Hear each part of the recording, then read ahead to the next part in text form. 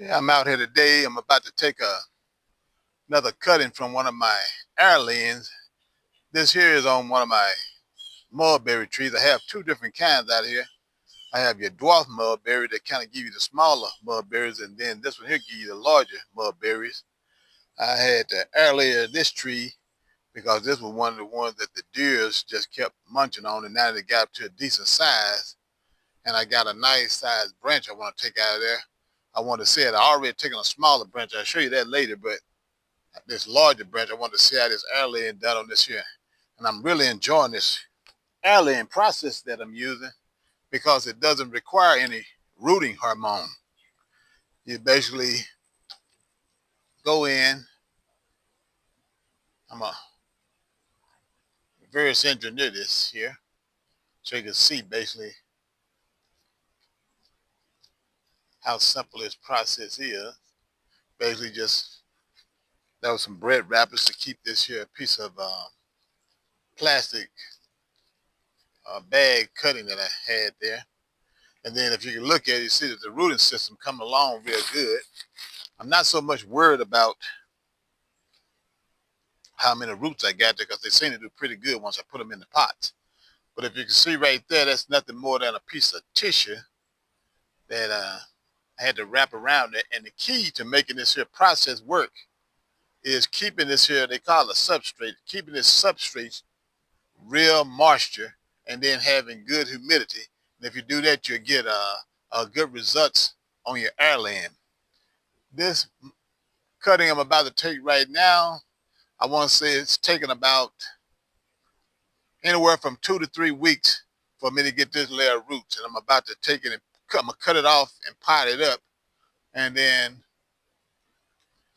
we'll go from there. But let me get my scissors here so I can cut it. I need to sharpen them up here.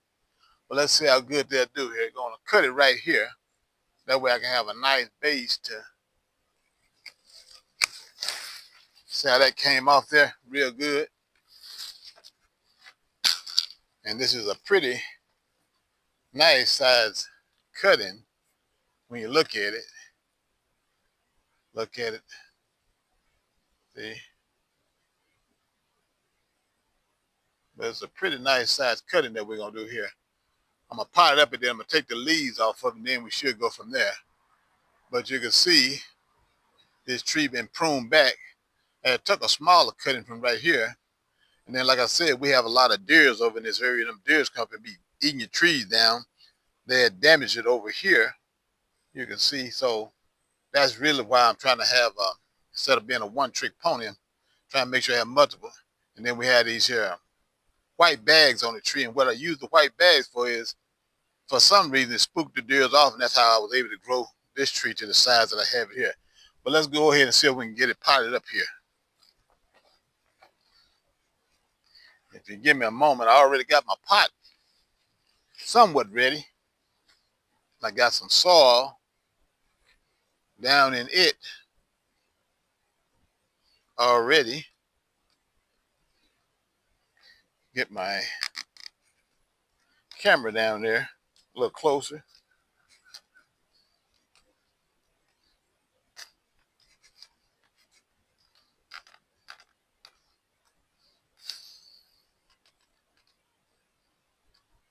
So there we have it. And I've already got some soil in there.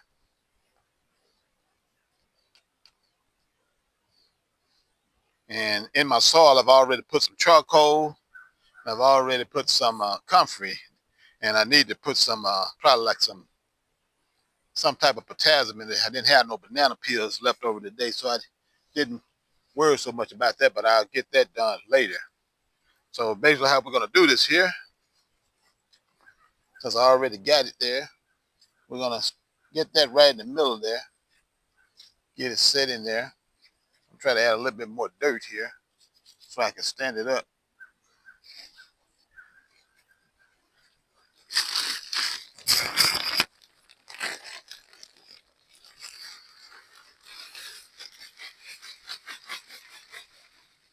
I have to get some more.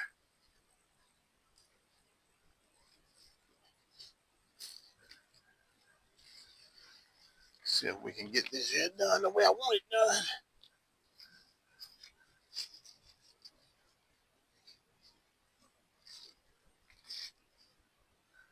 It's probably gonna have to, let me get some more dirt here, soil.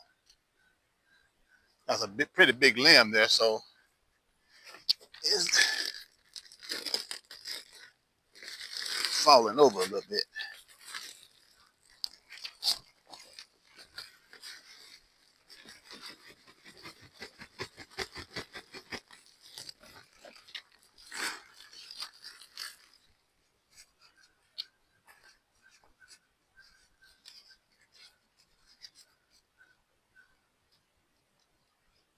Okay, we should get it here.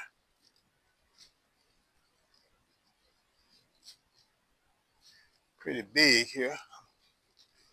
I should have did what I thought I was gonna do early on. I was planning on, okay, it's trying to hold up, put a little bit more soil and it should be okay. But I was planning on air laying these other limbs on it and then do it that way, but I was made up my mind I was gonna wait, get it off of that tree, and then once I get it prepared, I'll come back and air lay these other limbs.